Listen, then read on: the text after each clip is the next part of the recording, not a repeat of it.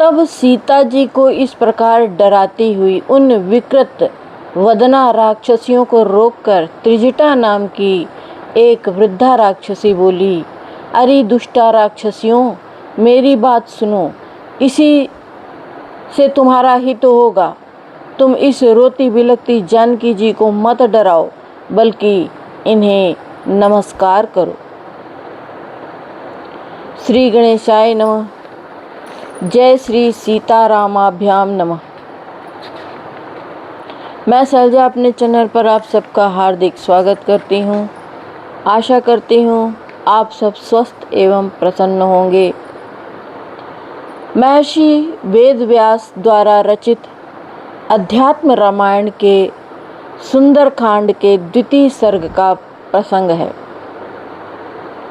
कथा है हनुमान जी का वाटिका में जाना तथा रावण का सीता जी को भय दिखलाना। तो कथा शुरू करते हैं। श्री गणेशाय नमः। जय श्री हरि, जय श्री सीतारामाभ्याम नमः। हर हर महादेव।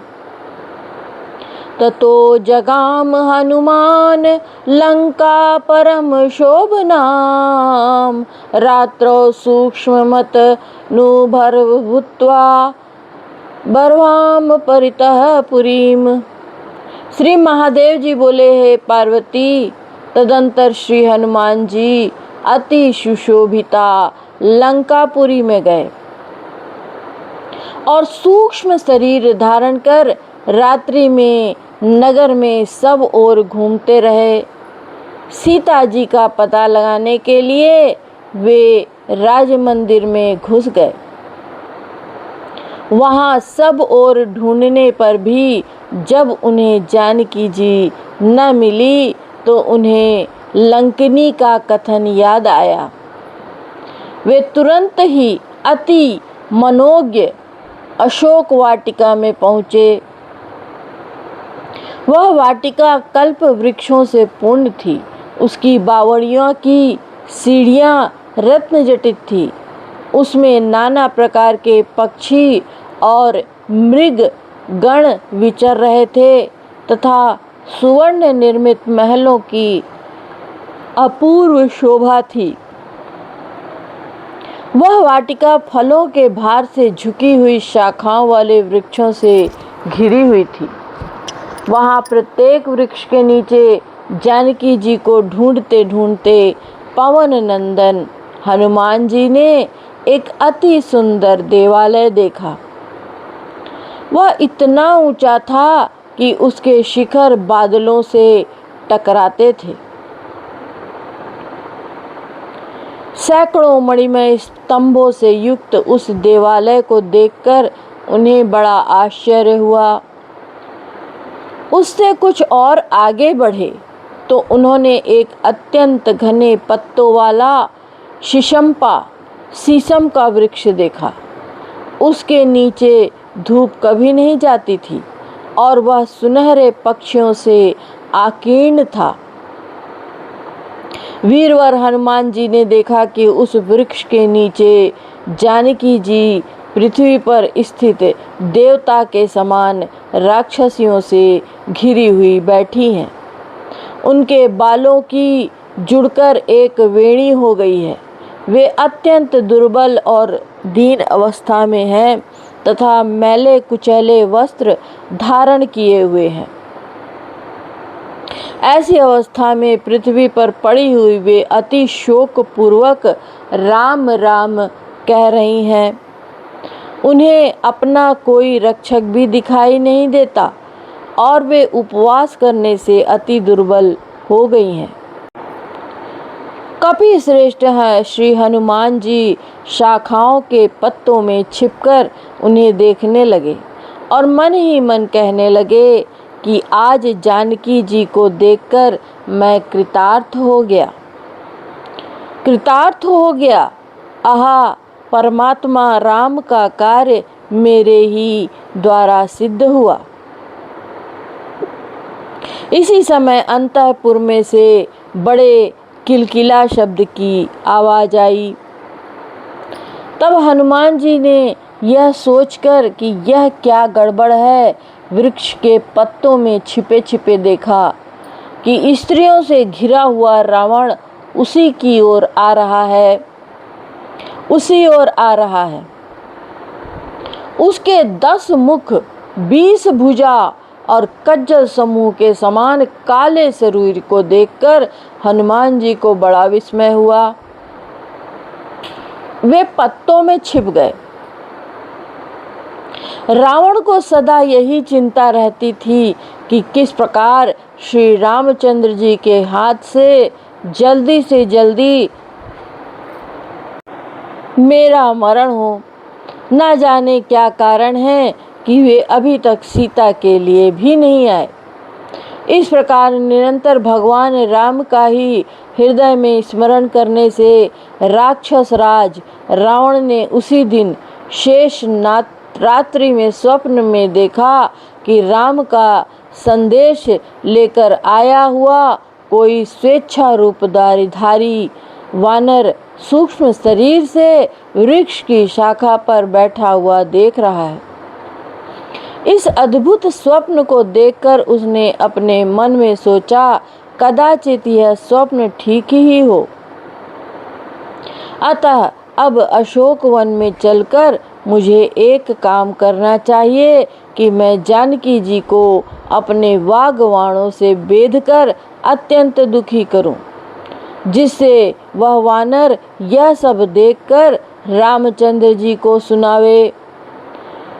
इत्येवं चिन्त्य सीता समीपं गममद्रुदतं नूपुराणां किंकिणानां श्रुत्वा सिज्जित मंगना। यह सोचकर वह तुरंत सीता जी के पास चला। उसके साथ की स्त्रियों के नूपुर, पायजेब और किंकणी, करधनी आदि की झनकार सुनकर सुंदर कटी वाली कल्याणी सीता जी घबराकर अपने शरीर को सिकोड़कर नीचे की को मुख करके बैठ गई। उस समय उनके नेत्रों में जल भर आया और हृदय भगवान राम में लग गया। सीता जी को देखकर रावण बोला, हे कमनीय कटी और सुंदर भ्रुकुटी वाली, तू मुझे देखकर वृथा क्यों इतना सिकुड़ती है? अब राम तो अपने भाई के साथ वनचरों में रहता है। वह कभी तो किसी को दिखाई देता है और कभी दिखाई नहीं देता। मैंने तो उसे देखने के लिए कितने ही लोग भेजे, किंतु बहुत प्रयत्न पूर्वक सब ओर देखने पर भी वह उनको कहीं दिखाई नहीं दिया। अब राम से तुझे क्या काम है? वह तो तुझसे सदा उदासीन रहता है, सदा तेरे पास रहते हुए और सदा तुझसे आलिंगित होते हुए भी उसके हृदय में अभी तक तेरे प्रति स्नेह नहीं हुआ। राम को तुझसे जितने भोग प्राप्त हुए हैं, तुझ में जितने गुण हैं, उन सब को भोग कर भी वह कृतघ्न, गुणहीन और अधम कभी उनकी याद भी नहीं करता। देखो, मैं तुम्हें हर ले आया, तुम उसकी सुशीला पत्नी हो और इस समय दुख शोक से व्याकुल हो रही हो, तो भी वह अभी तक नहीं आया। जब उसे तुझसे प्रेम ही नहीं है तो आता कैसे? वह सर्वथा असमर्थ, ममता शून्य, अभिमानी, मूर्ख और अपने को बड़ा बुद्धिमान मानने वाला है। हे भामिनी, अपने से उदासीन उस नराधम से तुझे क्या लेना है? देख, मैं राक्षस श्रेष्ठ तुझसे अत्यंत प्रेम करता हूँ, अतः तू मुझे ही अंगीकार कर। यदि तू मेरे अधीन रहेगी तो देव, गंधर्व, नाग, यक्ष और किन्नर आदि की स्त्रियों का शासन करेगी। रावण के ये वचन सुनकर सीता जी को बड़ा क्रोध आया। उन्होंने सिर नीचा कर लिया और बीच में तृण रख कर कहा, अरे नीच, इसमें संदेह नहीं, श्री रघुनाथ जी से डरकर ही तूने भिक्षु का रूप धारण किया था और उन दोनों रघुश्रेष्ठों की अनुपस्थिति में ही कुत्ता जिस प्रकार सुनी यज्ञशाला से हवि ले जाता है, उसी प्रकार तू मुझे हर ले आया, सो बहुत शीघ्र ही उसका फल पाएगा। जिस समय भगवान राम की बाण वर्षा से विदीर्ण होकर तू यमलोक को जाएगा, उस समय ही तू अमानव राम को जानेगा। अरे राक्षस गधम, इसमें संदेह नहीं, तू शीघ्र ही देखेगा कि तुझे युद्ध में मारने के लिए भाई लक्ष्मण सहित भगवान राम समुद्र को सुखाकर अथवा उन पर बाणों का पुल बनाकर यहाँ आएंगे और तुझे पुत्र और सेना के सहित मारकर मुझे अयोध्यापुरी ले जाएंगे। जानकी जी के ये कठोर वचन सुनकर राक्षस राज रावण को अत्यंत क्रोध हुआ और वह क्रोध से नेत्र लाल करके तुरंत ही खड्ग खींचकर जनक नंदिनी सीता जी को मारने पर उतारू हो गया। तब पति के हित में तत्पर रहने वाली महारानी मंदोदरी ने अपने पति को रोकते हुए कहा, पतिदेव, इस दीना छीना दुखिया एवं कातर मानवी को छोड़ दीजिए।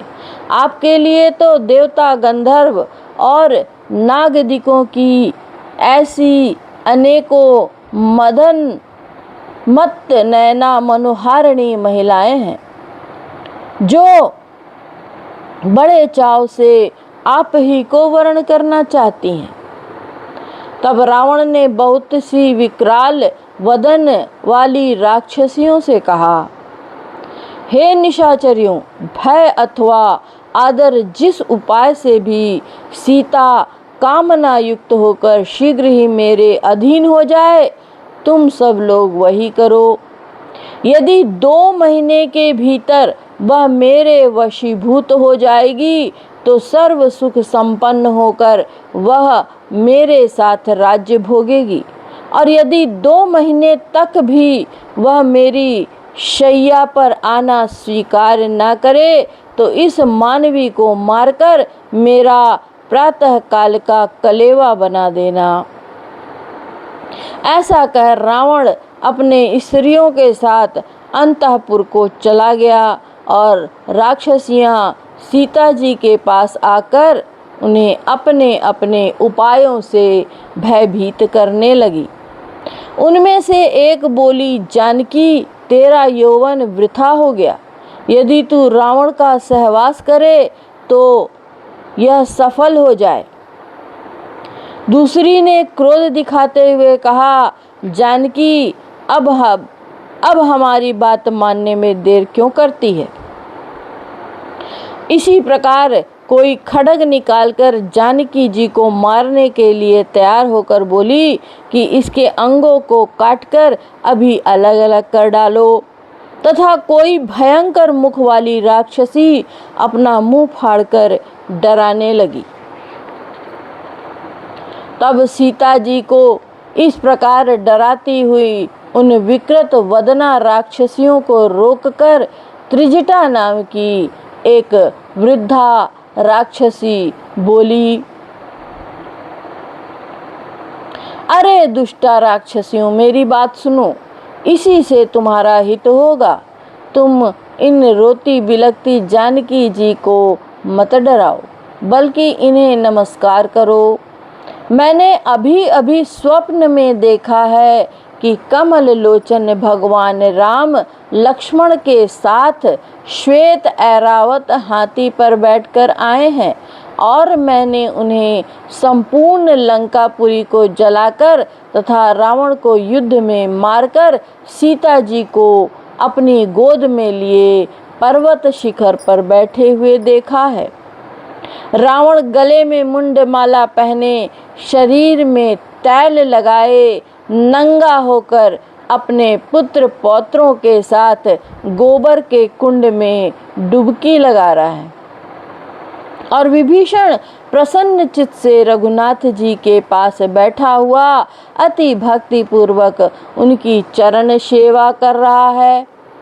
इससे निश्चय होता है कि रामचंद्र जी अनायास ही रावण का कुल सहित नाश कर विभीषण को लंका का राज्य दे देंगे और सुमुखी सीता को गोद में बिठाकर निसंदेह अपने नगर को ले जाएंगे। त्रिजटा के ये वचन सुनकर राक्षसियां डर गईं। वे चुपचाप जहां की तहां बैठ गईं और कुछ देर पीछे उन्हें नींद आ गई। राक्षसियों के डराने से सीता जी अत्यंत भयभीत और विभल हो गईं और अपना कोई सहायक न देखकर वे दुख से मूर्छित हो गईं। फिर आंखों में आंसू भरकर अति चिंताकुल होकर इस प्रकार कहने लगी, इसमें संदेह नहीं, प्रातः काल होते ही राक्षसियां मुझे खा जाएंगी। ऐसा कौन उपाय है जिससे मुझे अभी मौत आ जाए। इस प्रकार मौत का निश्चय करके वे उसका कोई साधन न देखकर कल्याणी सीता वृक्ष की शाखा को पकड़े हुए अत्यंत दुख से भरकर बहुत देर तक फूट फूट कर रोती रहीं। जय सिया राम जी।